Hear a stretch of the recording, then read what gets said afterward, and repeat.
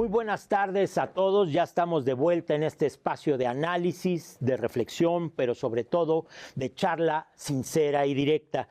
Hoy nos acompaña en Café Milenio el dirigente nacional de Morena, Mario Delgado. Bienvenido, Mario. Gracias, Oscar, por la invitación. Muchas gracias a todas, a todos. Bienvenido. Bienvenido. También está Elisa con nosotros, Salvador, Alejandro, Víctor, Carlos. Bienvenidos todos a esta mesa, Gracias, este Café Milenio. Gracias. Y bueno, pues seguramente estás contento, Mario, con los resultados, y yo quiero arrancar justamente con esos resultados. ¿De dónde sale este voto? Porque se hablaba de un voto oculto de la oposición, que según era con el que iban a ganar, y resultó que el voto oculto era de ustedes. ¿De dónde sale ese voto? ¿Son hombres, mujeres, clase media, baja? ¿De dónde es? Bueno, los estudios que se han hecho después de la elección muestran que fue clase media, clase baja, clase alta, niveles de estudios bajos, niveles de estudio superiores, avalaron la candidatura de Claudia Sheinbaum de manera contundente. Creo que no es casualidad, se conjuntan una serie de factores. Es un espaldarazo también para el gobierno de Andrés Manuel López Obrador. La economía va muy bien, también influye. Y Claudia Sheinbaum recoge todo el impulso de la Cuarta Transformación por haber acompañado a López Obrador toda su vida. Pero también creo que otro factor, que sea mujer, creo que eso empoderó mucho su candidatura, su estrategia de recorrer el país. Creo que funcionó desde que inició a estar en contacto con la gente y hacer una propuesta muy clara al país de qué es lo que ella propone, en qué consiste el segundo piso de la Cuarta Transformación, y de manera mayoritaria el pueblo de México votó a favor. Creo que también es un voto en contra de una campaña que fue basada en calumnias, en mentiras y de la falta de propuesta para el país que nunca tuvo la oposición. Fue un rechazo a ese tipo de campañas y un aval al proyecto histórico de la Cuarta Transformación. Muy bien. Mario, ¿qué van a hacer con tanto poder? ¿Qué sigue? A ver, platícanos, A ver, en primero. el Ejecutivo, Legislativo, Judicial, ¿no? A ver, primero, ya tuvimos la mayoría calificada. Sí. A mí me tocó construirla del 2018 al 2021. Bueno, yo estuve hasta el 2020. Ujú. No la ganamos en la elección. Fue una alianza que se hizo ya en la Cámara con el Partido Verde, estaba con nosotros el Partido del Trabajo, el PES, y el PRD se dividió, y con eso llegamos a los 335 diputados. Y es buena tu pregunta, ¿para qué quieren? ¿Qué hicimos con esa mayoría calificada? Sí. Reformar la Constitución para que la corrupción sea un delito grave. Terminamos con las pensiones a expresidentes, se reformó el artículo 4 constitucional para tener nuevos derechos sociales, la pensión para los adultos mayores, las becas para los niños, los apoyos para las personas con discapacidad, la transformación del sector salud, el nuevo artículo 3 constitucional, donde se echó abajo la mal llamada reforma educativa. Esa y otras reformas, para eso se usó la mayoría calificada en reformas constitucionales que son para el bien del pueblo de México. Entonces, ¿para qué queremos? López Obrador siempre nos dice, el poder solo se convierte en virtud cuando se pone al servicio de los demás. Y es lo que va a hacer la doctora Claudia Sheinbaum. Ella salió a pedir el voto para ella, pero también para el Plan C. Tener la mayoría en el Congreso para poder llevar a cabo pues la serie de reformas que se han propuesto y las que ella propondrá. Desde 1982, perdón, Carlos, desde 1982 ningún partido había ganado con tanta fuerza como aquella elección en la que ganó de presidente Miguel de la Madrid y ganó el Congreso. Ahora la crítica sobre Morena es si es el nuevo PRI, ¿en qué se va a diferenciar un Morena tan poderoso con el PRI de aquellos años? Pues hay una enorme diferencia. El PRI de antes, su fuerza venía pues de un sistema aparentemente democrático que no lo era. Era un poder muy autoritario del presidente, y el poder que va a tener Morena, que tiene Morena, viene exclusivamente del pueblo, del voto de la gente. Pero ahora tienen ustedes muy clara la ruta de qué es lo que quieren reformar, empezando por el Poder Judicial. Bueno, hay las reformas que ya dijo la presidenta electa que van a hacer, pero están en fila órganos autónomos, etcétera, Mario. Y es lo que mucha gente dice. ¿Qué va a pasar? ¿Qué va a frenar a Morena a la hora de que tienen la capacidad de poder reformar todo lo que quisieran?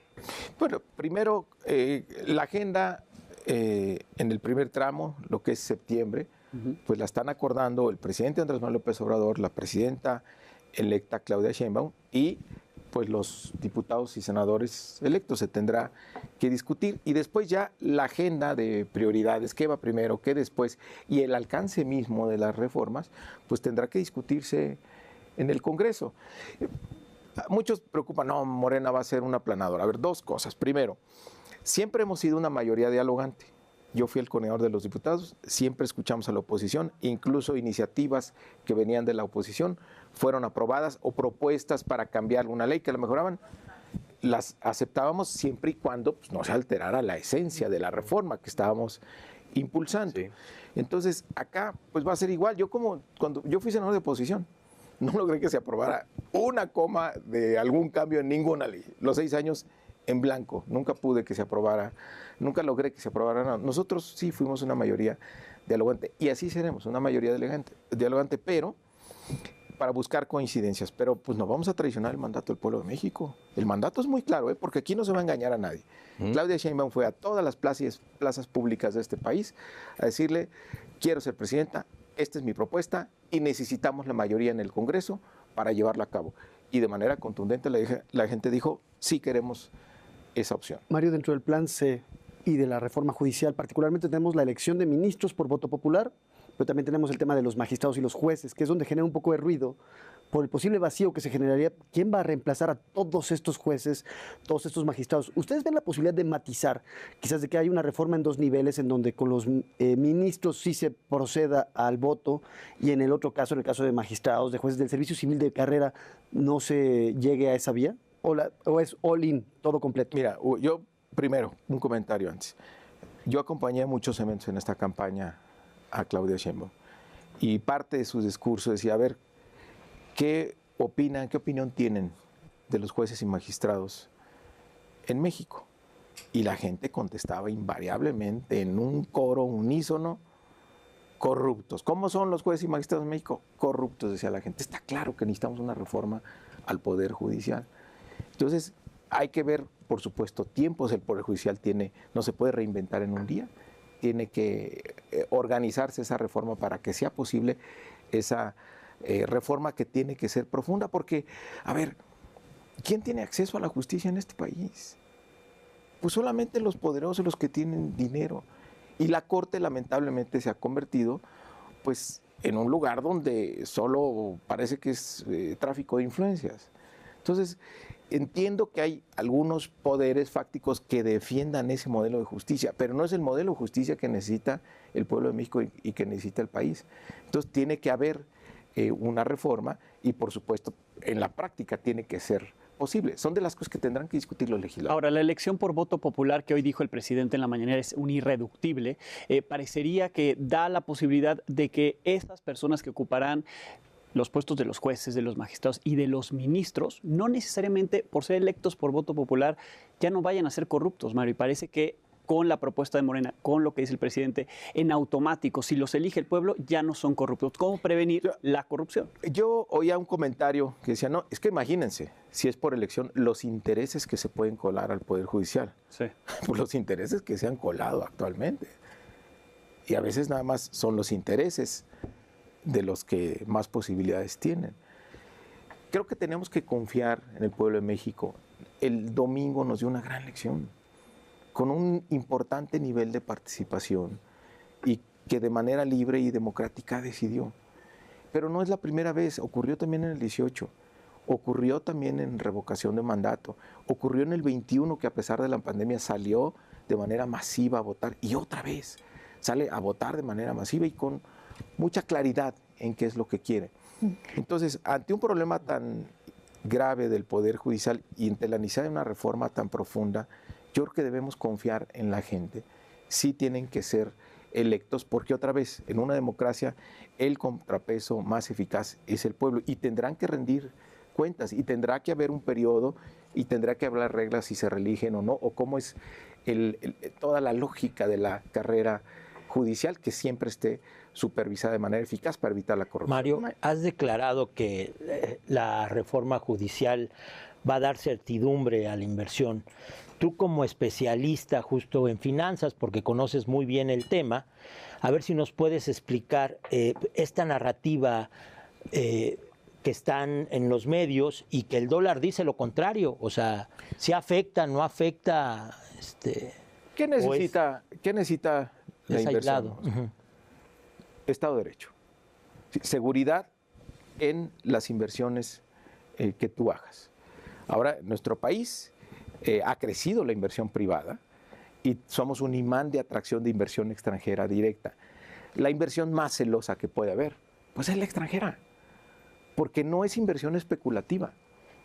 La inversión extranjera directa son fierros, es tecnología, es maquinaria, o sea, son inversiones que van a tener que madurar en un mediano o largo plazo, son apuestas al país y ahí están los números. Entonces, creo que para los empresarios deberían de preguntarse si el Poder Judicial que tenemos nos da esa certidumbre del Estado de Derecho, porque solo algunos tienen acceso y otros no. Hay algunos que pagan impuestos y otros no, dependiendo de la relación que tengas en la Corte.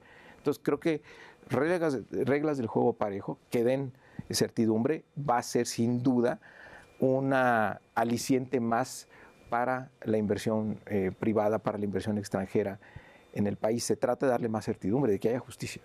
Mario, ¿están contemplando los poderes judiciales locales? Esa es una pregunta, porque cuando dices jueces, magistrados, no sé si nada más están hablando del federal o de la Suprema Corte o los jueces locales en donde pues hay mucha corrupción. Y dos, la justicia, pues realmente una pequeña parte llega a los jueces, magistrados y ministros. La gran injusticia se da en las fiscalías porque el 90 y tantos % se queda ahí atorada, solo una mínima parte llega a los jueces. Entonces la impunidad, la injusticia, ¿qué va a pasar con las fiscalías? Pues, también, obviamente, la doctora Sheinbaum dice, a ver, su propuesta en materia de seguridad, entre otras propuestas que está haciendo a partir del éxito que tuvo en la Ciudad de México, dice acabar con la impunidad.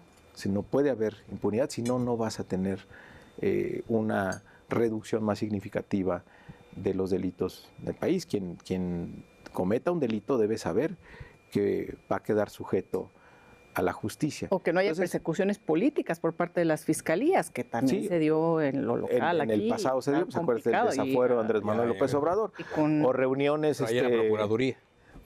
O reuniones con la fiscalía, de ministros de la Corte con cenas ahí escondidas con dirigentes partidistas.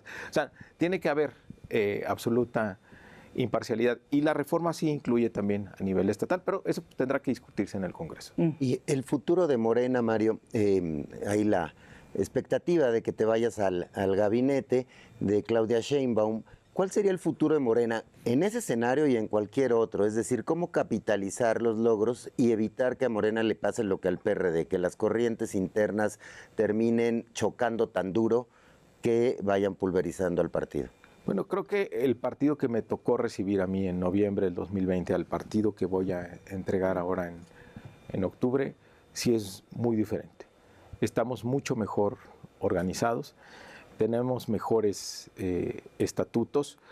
Es un partido que, digamos, hemos profesionalizado áreas estratégicas, no hacemos campañas improvisadas, todo se mide, todo se manda a grupos de enfoque, todo se mide con encuestas, por eso los resultados también que tenemos. Tenemos una estrategia territorial que ha sido un aprendizaje de muchos años que inició Andrés Manuel López Obrador, el casa por casa, que sigue siendo muy eficaz. Tuvimos una representación en las casillas ya finalmente en el 90% de ellas, es decir, es un partido con una gran capacidad de organización y también tiene que ver eso con los resultados. Me siguen preguntando, oye, ¿y cuándo se va a institucionalizar Morena? Pues ¿de qué hablan? Definimos 20,000 candidaturas para este proceso y tuvimos más de 100,000 aspirantes. Y díganme una ruptura importante que hayamos tenido. Ninguna. Eso habla de la institucionalidad de Morena. Inconformidades, por supuesto, siempre va a haber inconformidades, pero ya la mayoría de los militantes y quienes participamos estamos siguiendo los principios, los valores y entendiendo que es el proyecto, no son los cargos. Entonces, mientras Morena se mantenga pegado a sus principios, a sus estatutos, va a seguir fortaleciéndose. Me dicen ahora, no, pues ya ganaste muchas gubernaturas, 24 de 32. Los siguientes dirigentes van a ganar más, porque ya hay una base, hay un aprendizaje importante que va a seguir fortaleciendo Morena en los siguientes años. Pero había un personaje unificador que era el presidente Andrés Manuel López Obrador. ¿Ahora va a haber ese personaje? Va a seguir estando, Óscar, más allá de los programas sociales, de las reformas a las leyes o las reformas constitucionales, el legado del presidente, el más valioso desde mi punto de vista, lo logró acá, en la mentalidad del pueblo de México, en la gente.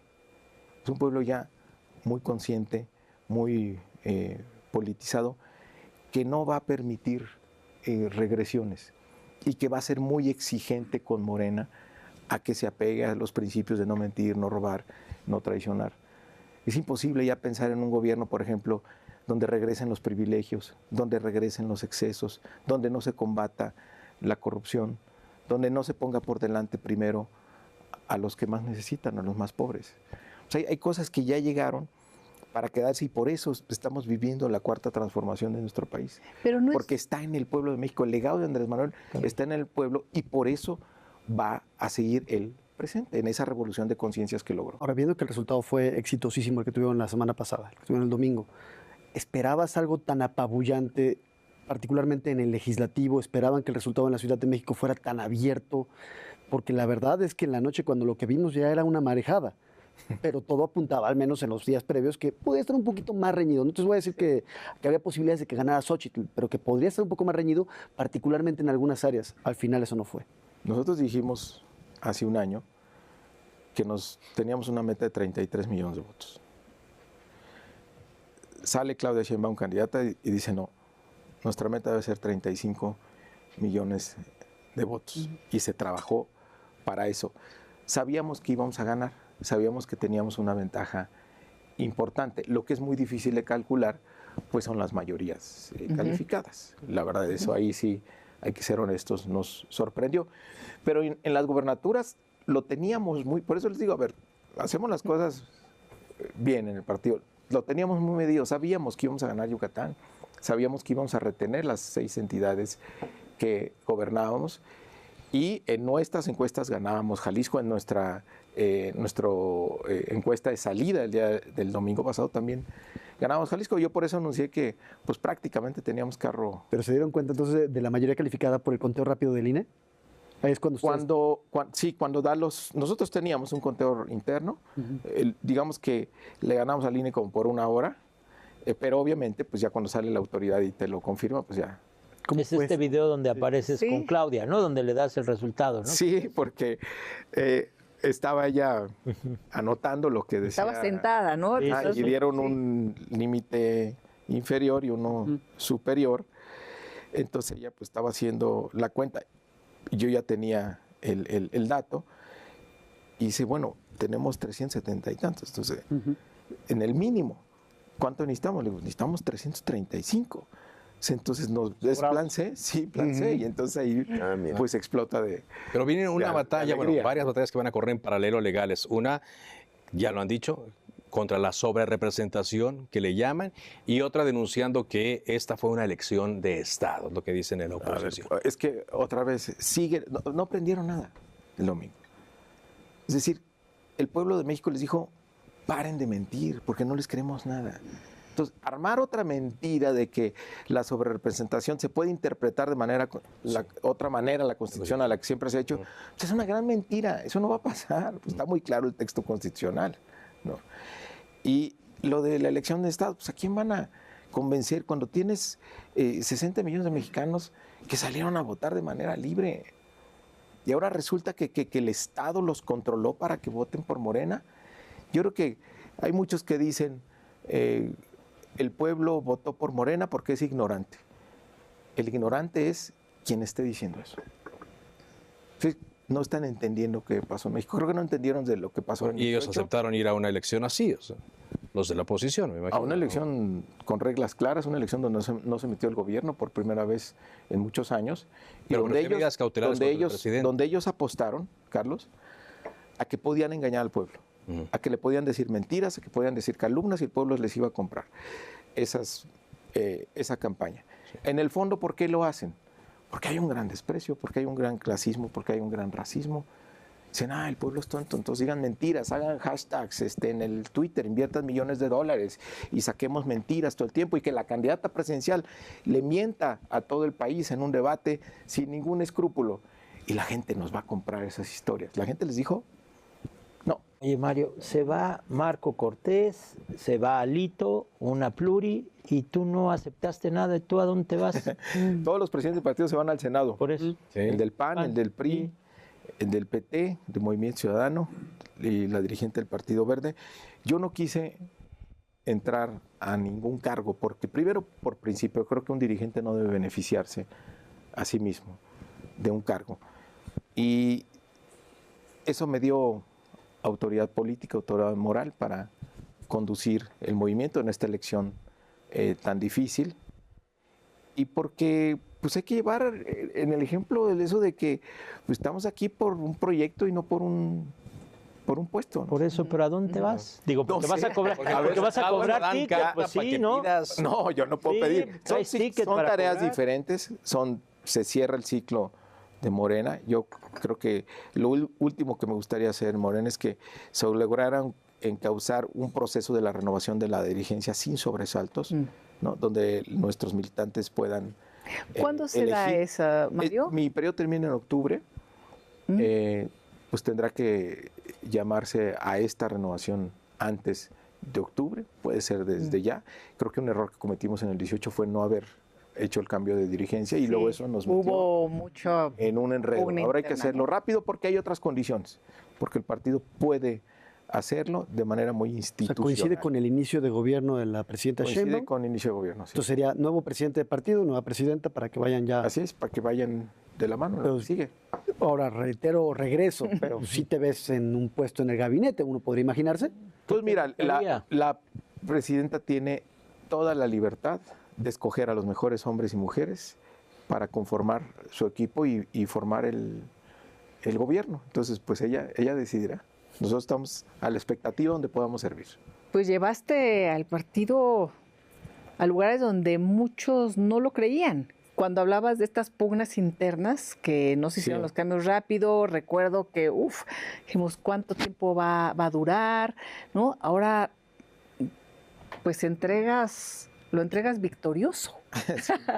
¿Cuál va a ser? Satisfecho por eso, porque además, Elisa,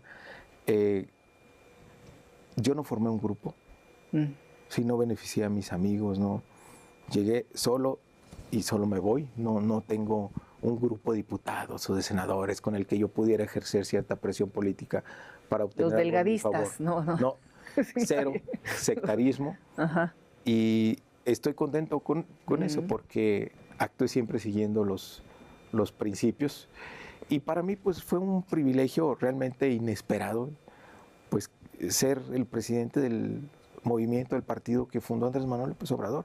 Entonces yo tenía que actuar, toda mi actuación siempre fue persiguiendo una ética y persiguiendo siempre el no fallarle a la militancia, que es una militancia dura, es una militancia exigente, pero hoy puedo verlos de frente y decirles que nunca hicimos nada indebido o para favorecer a alguien. Mario, Y eso es- ¿le hacen falta dientes al INE, por ejemplo, para investigar el caso de los bots argentinos?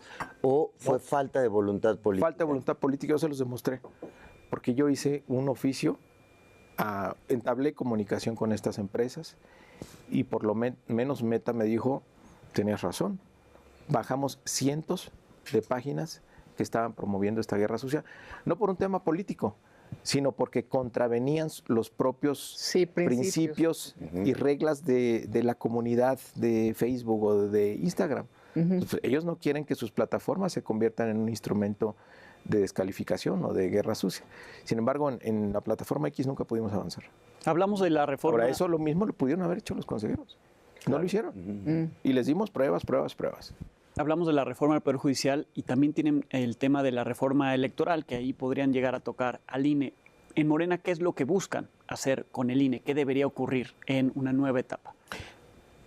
Consejeros absolutamente comprometidos con la democracia, que no tengan ningún interés partidista, que no piensen que su legitimidad la consiguen siendo un obstáculo para el partido en el gobierno o para el propio gobierno, como muchos de los consejeros que están actualmente operan. Es decir, que lo completamente diferente que fue el modelo Lorenzo Córdoba. Y hay otras reformas, por ejemplo, anunció la doctora Claudia Sheinbaum la reforma constitucional para establecer la pensión para las mujeres de 60 a 64 años como un reconocimiento al trabajo que hacen las mujeres, que a lo mejor no debería ser así, pero así sucede y que deben de tener un reconocimiento. Y esto, un programa que me gusta a mí mucho y que va a tener un gran impacto, es el programa de la beca para empezar que yo hice en la Ciudad de México para los niños de primaria y de secundaria. Hacerlo a nivel nacional va a tener un impacto muy favorable en la Fue educación. parte del diálogo que tuvo la doctora Claudia Sheinbaum con el presidente López Obrador el lunes, ¿verdad? En donde se van a integrar estos proyectos que tenía ella, que además yo creo que todas las fuerzas políticas estarán de acuerdo en ello. No van a luchar independientemente que tengan la mayoría calificada o sí. Vamos a ver, porque en estos 6 años se opusieron siempre.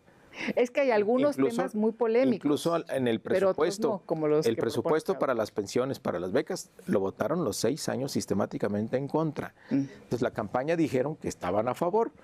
Vamos a ver cómo votan en estas nuevas reformas constitucionales y en el presupuesto de egresos al fin de año. Mario, viendo los resultados de la semana pasada, que fueron, lo platicábamos, muy apabulladores, ahí la pregunta es, o más bien el planteamiento es, pareciera que la oposición no termina de digerir ni entender qué fue lo que pasó.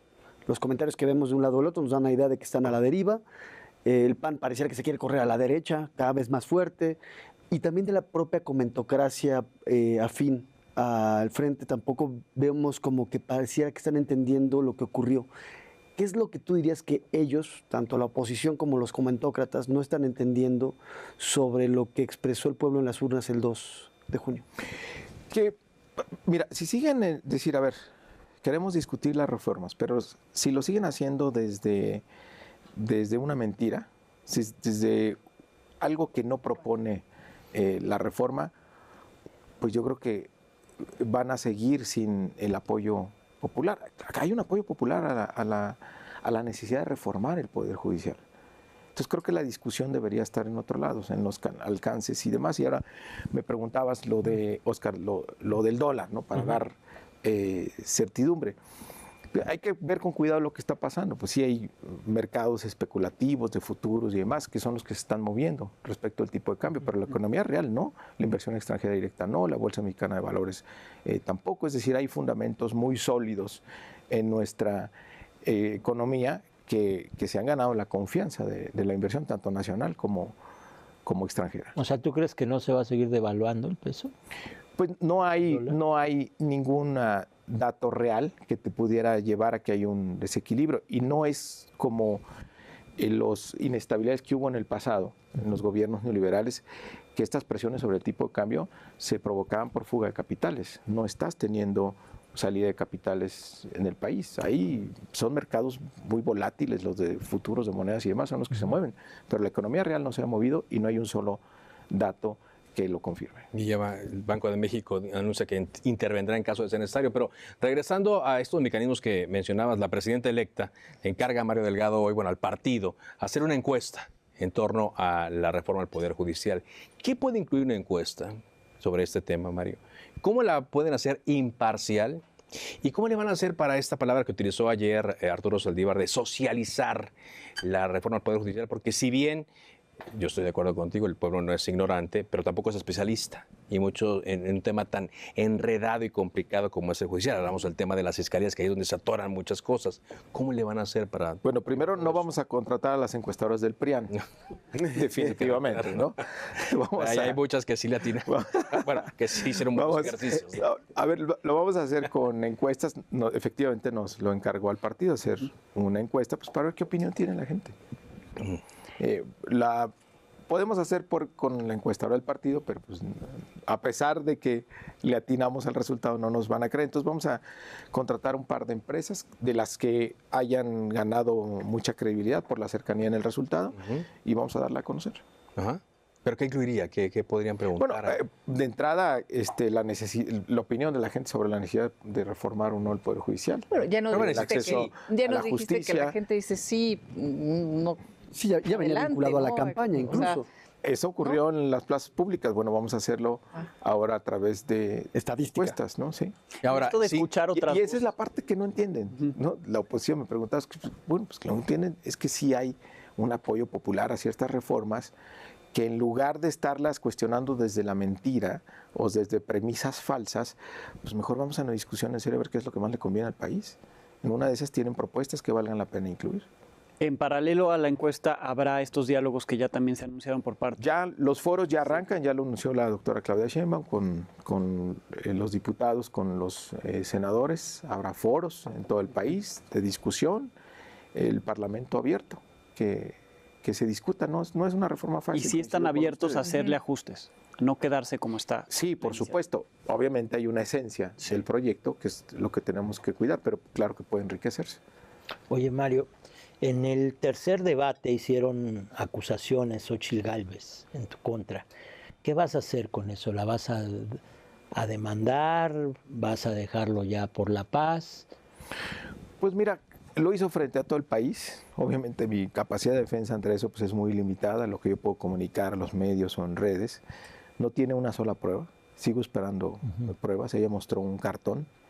Es absolutamente falsa esa acusación, como muchas otras que hizo durante su campaña. Creo que ha tenido una sanción contundente por parte del pueblo de México. No le creyó a sus mentiras. Y yo todavía estoy pensando qué hacer. La verdad no lo sé, no lo tengo resuelto. Al principio pues sí estaba muy enojado. Decir, bueno, voy a emprender una acción legal. Estamos ahora en otra situación. Pero bueno, no lo he decidido. No lo he decidido. Hace unos minutos mencionabas un tema, lo mencionaste de manera tangente, es un tema que publicó Salvador. Lo llevamos aquí en Milenio también el seguimiento sobre la cena. La famosa cena de la ministra presidenta Norma Piña, en la que estaban los magistrados electorales y a la que llegó Alito, Alejandro Moreno. A la luz de la reforma judicial y la posible salida de los ministros de la Corte, que estarían dejando su cargo, y obviamente también el fuero político. La pregunta que yo te hago es, más allá del oprobio y de la desaprobación popular por esta cena, ¿debería haber alguna consecuencia legal? Porque el argumento que incluso los escuchamos a ustedes en Morena decir es que se puso en riesgo la equidad del proceso al tratar de influir en los magistrados electorales hacia una candidatura, que es el caso de Xóchitl Gálvez. ¿Tendría que haber alguna consecuencia ahí para Norma Piña? Yo creo que tiene que haber, pues tenemos que estar muy atentos al proceso de calificación de la elección, precisamente para que esa cena no tenga consecuencias. Me parece que es muy claro el resultado. Pretender judicializar más de casi 20 millones de votos de ventaja, yo creo que no van a ningún lugar, pero otra vez, si ellos siguen en su posición de mentir, de hacer campañas falsas, de tratar de vender la idea de que es impugnable la elección, de que hay una elección de Estado o que el narco intervino, pues allá si ellos quieren seguir con esa narrativa adelante, la gente no les va a creer. ¿Y qué va a suceder, Mario, con las denuncias que hay en contra del ministro Saldívar? Porque hay de un lado y del otro, ¿no? De la ministra Piña, actuar, y las denuncias internas que además después personas de carne y hueso las dieron a conocer, no nada más anónimas. Y veo que es como la columna vertebral, por lo menos en lo que hemos visto hasta el momento, de la asesoría para la reforma al Poder Judicial, ¿no? El ministro Saldívar. Pues tendrá que él ya lo ha aclarado, y fue en esta dinámica de jaloneo entre la ministra Piña y el exministro Saldívar, ¿no? Entonces digo, no creo que haya mucho O sea, detrás más que dejarán como algunas jaloneo. cosas pasar. A eso es a lo que me refiero, ¿no? El tema de la ministra Piña, el tema del ministro Saldívar, qué va a pasar con Xóchitl Gálvez, con lo que dijo Pues en las mira, campañas. Se dijeron muchas cosas muy fuertes, ¿no? O sea, es como ya Es a borrón seguir y cuenta adelante nueva. Exacto. o va a seguir aquí un Digo, tema ustedes ya. porque están contentos, ¿no? No, Pues sí. no tenemos un ánimo de revancha. Yo estoy muy contento por la actitud del pueblo de México ante todas estas calumnias. Pues fue contundente, no les creyeron nada. Y ellos siguieron mintiendo y siguen mintiendo. Por eso va a ser muy difícil que haya una oposición seria. Lo primero que tiene que hacer la oposición es parar de mentir. Hay un pueblo, tienen enfrente un pueblo muy informado, un pueblo que no les cree sus mentiras y con un nivel de politización y decisión que es envidiable, yo creo que en cualquier parte. Pero ahí, por del ejemplo, mundo. lo decíamos desde la noche electoral, que tú salías muy combativo contra la oposición, lo eres todavía, pero sale Claudia Sheinbaum diciendo que pues quiere ser incluyente, tendió esa mano, por así decirlo, el miércoles en el cierre de campaña en el Zócalo, en la noche de los discursos de la noche electoral, pareciera que lo está diciendo. ¿Cómo no hacer parecer diferentes esos discursos, Mario, hacia la oposición? Ella es presidenta de todas y todos los mexicanos, va a gobernar para todas y para todos, pero no quiere decir que se acabe el debate político. Sí, eso que se dice que hay polarización, yo creo que hay politización, ¿no?, de la gente, y el debate político va a seguir, y también pues va a depender mucho de la actitud que tenga la oposición. Pero que adelante, el PRI y el PAN. ¿qué tipo de oposición quieren ser? El PRI y el PAN. Pues es la oposición ahora. ¿Y metes en esta canasta a Movimiento Ciudadano también? Ellos también tendrán que definir su postura respecto al gobierno y alguna de las iniciativas. ¿Conoces muy bien a Claudia Sheinbaum, al presidente López Obrador? ¿Qué escenario prevés de relación entre ellos a partir de que Claudia sea presidenta? Pues muy buena, por una razón. La coincidencia de ellos es a partir de principios que comparten y de una idea de país en un proyecto político que fueron construyendo ellos juntos con otros muchos y muchos mexicanos que participamos. Entonces no es una relación de complicidad, no hay intereses personales que puedan chocar, por el contrario, hay una coincidencia en cómo hacemos que nuestro país avance hacia un mejor destino. Entonces pues va a ser una relación muy buena. Actualmente se ve más urgencia del presidente porque se apruebe, por ejemplo, la reforma al Poder Judicial que de la próxima presidenta Claudia Sheinbaum. Ella ha tomado el tema como con mayor cautela, a lo mejor, no sé, si ella le quisiera dar más tiempo, más allá de septiembre, el presidente tiene la urgencia de septiembre. ¿Ves un contraste o crees que sí, los dos tienen el objetivo de que en septiembre quede esa y otras? Tienen que decidir entre ellos. Sí. Lo que tú dices pues es el reflejo del tiempo que tiene cada quien. López Obrador termina en septiembre y Claudia Sheinbaum inicia 6 años en octubre. Pero sí. Pero aquí lo valioso, y creo que tiene que ver también con el respaldo mayoritario de la gente, es que es un proyecto, el proyecto de la Cuarta Transformación. Se ha hablado de Claudia Sheinbaum dijo, vamos, el segundo piso de la Cuarta Transformación. Creo que fue genial en describirnos qué es lo que sigue. Sí. ¿no? Se ha hablado de ganadores y de perdedores, buenos ganadores, malos perdedores, y te han criticado en particular la reacción que tuvieron en Jalisco. ¿Qué pasó en Jalisco y por qué siguen reclamando ese triunfo? ¿Qué pasó en Jalisco? Que desde el día de la elección empezaron a pasar cosas muy raras. Fue el PREP más lento de todo el país. Se detuvo por 48 horas en el 63%. No teníamos información de qué estaba pasando, por qué estaba ocurriendo eso. Teníamos actas ilegibles, a pesar de que tuvimos representantes en todas las casillas. Le pedimos al Instituto Electoral pues tener el acta antes de ir al conteo el miércoles, que arrancó el miércoles pasado. ¿Por qué necesitas el acta? Porque tú llegas con tu acta pues a checarla contra el acta que está pegada en la urna. Si no tienes acta o es ilegible, pues que compares. Es un elemento fundamental para el recuento. No las tuvimos. Ella después en entrevista sale y dice, bueno, la verdad es que el PREP se quedó en el 63% porque las actas eran ilegibles o no llegaron los paquetes. Dice, bueno, entonces, pero dice, pero la salida es que si hay acta ilegible, que se recuente la casilla. No hubo disposición a hacerlo. Y de manera extraña, todos los votos de la elección federal llegaron a su junta distrital correspondiente, pero los votos de lo local, especialmente la gobernatura, se les hizo un relajo. Había paquetes por todos lados, entonces empiezan ellos a trasladar los paquetes electorales, las boletas, A donde tendrían que ser, pero lo hacen sin ningún protocolo, no le avisan a nadie, Sin custodia, meten ¿no? los votos, las boletas en bolsas de basura. ¿Y qué pasó? Terminabas de hacer el recuento distrital, contabas todas las urnas y llegaban, decían, no, espérate tantito, Faltan estas. acá hay otra bolsa. No, oye, esa bolsa, ¿cuál es el acta? ¿A qué sección le vamos a contar? ¿A qué casilla vamos a contar esos votos? Se hizo un verdadero desorden. Entonces creo que se perdió la certeza en un porcentaje importante. ¿Sus representantes de esos votos. no les reportaron cuánto quedó la votación? O sea, ¿con qué están compitiendo ustedes? ¿Con qué Sí, pero ahí el tema es que las actas son ilegibles. Entonces es difícil que nosotros pudiéramos tener un cómputo alterno por la elegibilidad de las actas que la misma presidenta del instituto reconoció. Y yo lo que dije desde el principio, bueno, no tenemos información de 1.200.000 votos porque el PRE paró el 63%. No sabíamos ni en qué distritos estaban ni en favor de qué partido. Los perdimos de vista 4 días. Hasta que el viernes te dicen, ay, aparte, en el cómputo distrital no había información en línea, como si la hay en el INE. Exacto. De repente te dieron una hojita en Excel, así vamos. El jueves en la noche y luego el viernes el cómputo final. Entonces ahí es donde supimos dónde estaba ese 1.200.000 votos.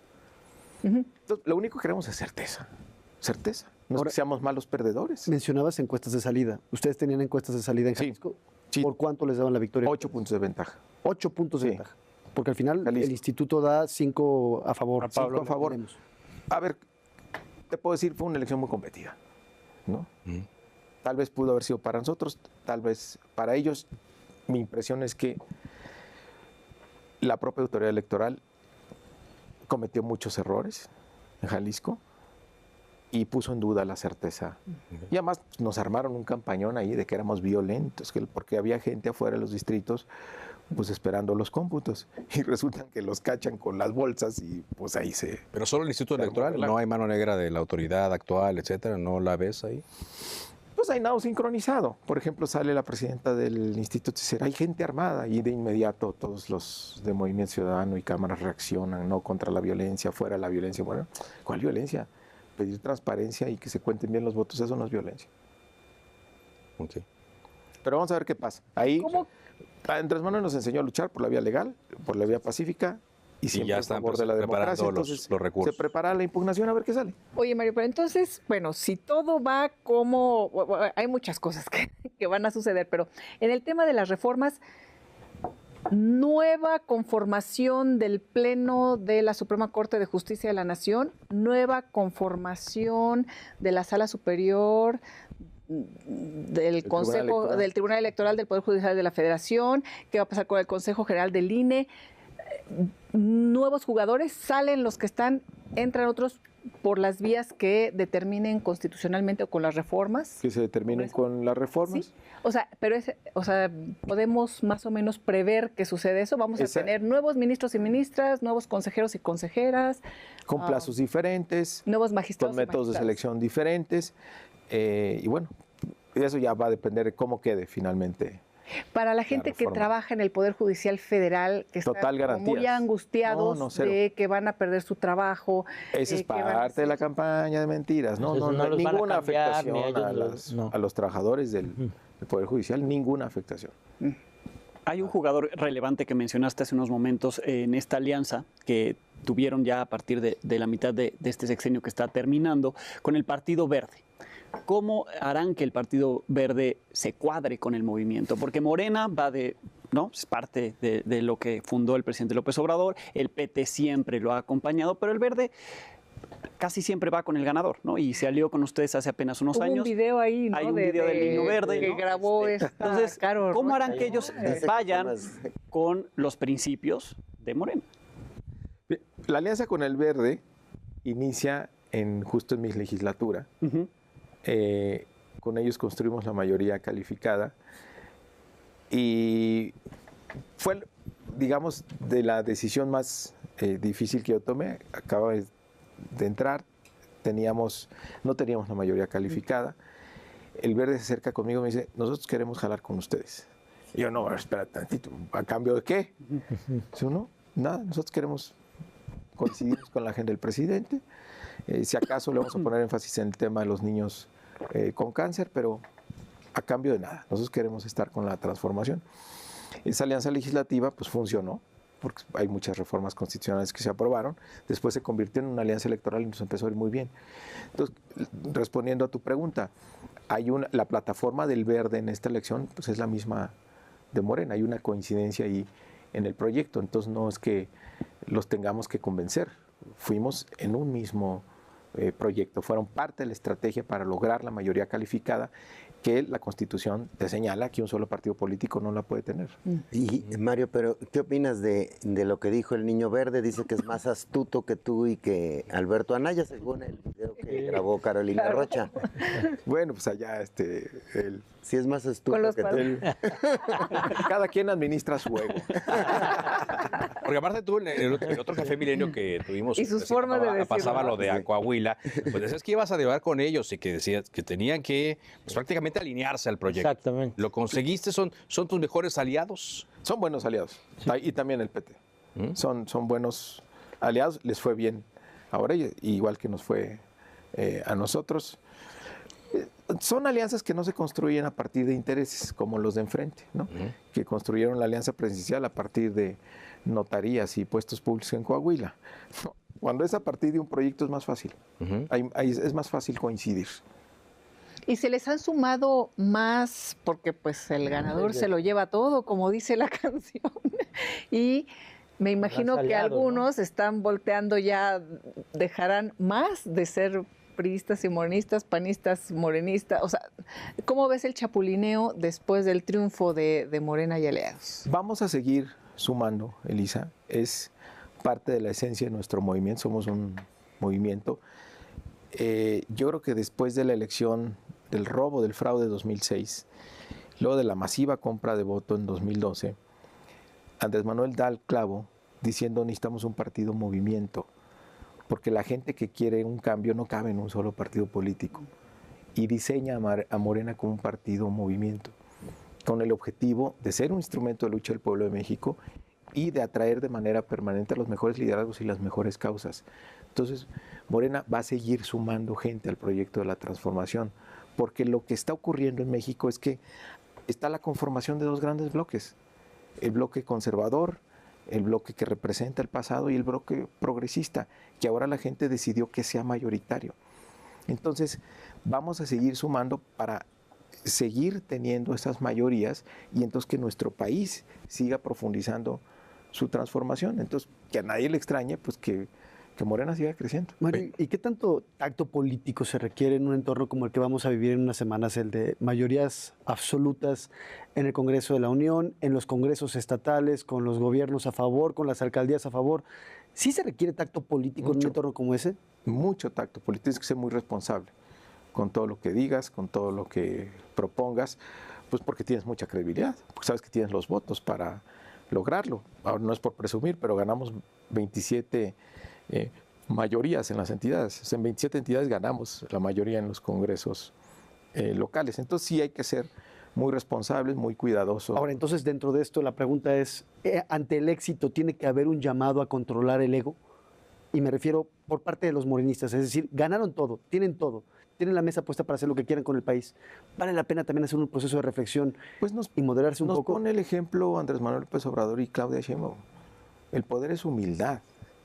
O sea, quien piense que ganó ahora en la elección por Morena y que es para hacer lo que hacían en el pasado, no, se equivoca.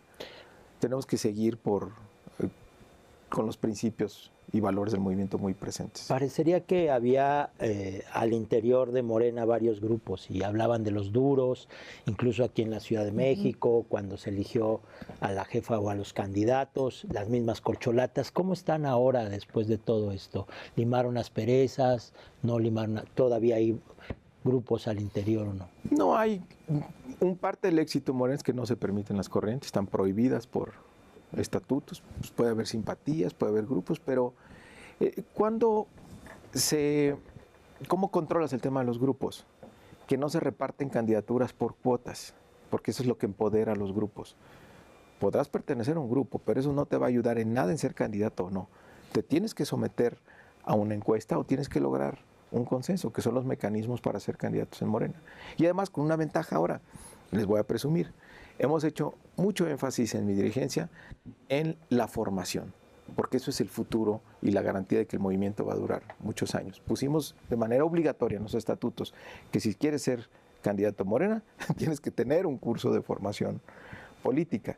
El Instituto de Formación Política capacitó a más de 150,000 aspirantes a candidatos y capacitó a casi 700,000 representantes de casilla. Entonces, estamos muy en la formación política. ¿Y cómo va a sobrevivir Morena sin López Obrador apareciendo en las boletas y sin López Obrador desde el poder empujando el movimiento? Por lo que decía hace rato, su legado más valioso está en la mentalidad de la gente y decimos todo el tiempo, es un honor estar con Obrador, es tiempo de demostrarlo cuando él no va a estar en el liderazgo formal o informal en el movimiento, precisamente siguiendo su ejemplo que está siguiendo Claudia Sheinbaum y que todos los que participamos tenemos que seguir. Por eso no me fui a ningún cargo, porque sí tienes que dar el mensaje que la lucha es por el proyecto del país. ¿Y dónde no te por ves? Cargos, no por... En octubre. ¿Dónde Mario? te ves en el futuro? Ya, y con esa nos vamos por octubre. Danos una octubre. pista, ¿dónde Sí, te ya. ves? ¿O qué donde te pueda, gustaría? No, Bueno, ¿qué pues te donde pueda gustaría? participar. Pero sí te han sondeado. O sea, bueno, así nada más. Ya la próxima semana vamos. Pero sí, o sea, digamos, No coman nada nada. más, dime, si te han sondeado, no nos digas si sí o sí, o sea, sí que dijiste tú ni a dónde, pero sí ya hay Mira, Lisa, plática avanzada. yo tengo una satisfacción muy grande, que es haber podido ser el dirigente de Morena, que ganó 24 de 32 gobernaturas en la que participamos, 2 mayorías, una simple, otra calificada, y que por primera vez en la historia ganamos la presidencia para una mujer extraordinaria, una mujer de la transformación. Ese logro en política, pues es... Por eso, pero ¿a dónde te feliz fuiste por esa eso. noche? ¿Dónde te dormiste, Mario? ¿Cómo me lo preguntas al aire? No, pues Está bueno, a dormir, pero- a mi casa, a tratar de dormir, pero ya con mucha alegría, con mucha Te pusiste tu pijama. emoción, sí. Oye, Mario, yo quiero preguntar, nada más antes de irnos. ¿Agradeces que Xóchitl Gálvez haya felicitado, aún ahora sabemos, en contra de lo que quería Marco Cortés a Claudia Sheinbaum ya como virtual presidenta electa? Híjole, sentimientos encontrados. Pues lo agradezco que sí, pero lamentable que no la haya sostenido en público. O sea, es increíble que todavía esa noche, porque obviamente ellos tienen datos, hayan salido a decir que ganaron la elección. Otra vez pretendiendo engañar a la gente. Pero eso fue Y luego lo antes, ¿no? reconoce, En el último Eso fue luego lo antes, reconoce, yo estaba ahí con la doctora ¿Tú cuando le estabas llamó, cuando le llamó? ¿sí? Y después salen y lo reconocen en público y luego al otro día empiezan van a otra vez impugnar, con su ¿no? narrativa. Sí, híjole, ¿qué te puedo decir? Bueno, Por eso digo, tienen que parar de mentir. La oposición si quieren construir algo en el país. Bueno, pues muchísimas gracias. Gracias a toda la Gracias gente a todos. Gracias, Mario. que confió en el Gracias. movimiento. Muchas gracias. Muchas gracias, Mario. ustedes. Nos vemos en el próximo Café Vienen Milenio. buenos tiempos para mujeres, Gracias. para México. Tiempo de mujeres.